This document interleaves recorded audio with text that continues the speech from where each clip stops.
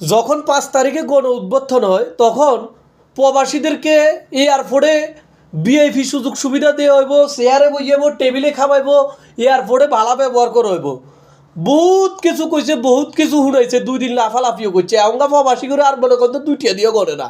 প্রবাসীকেও কোনো দামে নাই, প্রবাসী করে ছাড়া সরকার দোয়াইতে পারে না, প্রবাসী করে রেমিডিস ছাড়া অঙ্ক প্রবাসী করে দোয়াইতে পারে না। তো হিলে চিন্তা করছি আমি সামনে এমপি নির্বাচন করবো, আমি যদি এমপি হই মনে করেন যে এয়ারপোর্টে যত চোর বাটমার আছে এগুলোর ফিডি দোয়াই দিই, প্রবাসীগুলাই ভালো একটা ব্যবস্থা করবো। মানে এগুলো দাপ্পাবাজি আর এখন নকলে কি আপনারা আর ভোট দিবেন নি?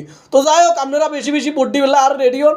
আমি কিন্তু সামনে পিয়ার পদ্ধতিতে মনে করেন যে কন্ডের এমপি যাবো কোনো ঠিক নেই, কারণ আর তো পারি যেখানে হোক এমপিতে এক জায়গায় হইলে হয়েছে। পিয়ার পদ্ধতি মানেই ধরেন রংপুরের লোক যাবো বরিশালের লোক রংপুর। তো সবাই আমাকে ভোট দেওয়ার জন্য রেডি হয়ে যান। আর আমার দল থেকে যে নমিনেশন চান অবশ্যই কমেন্ট করে দেন।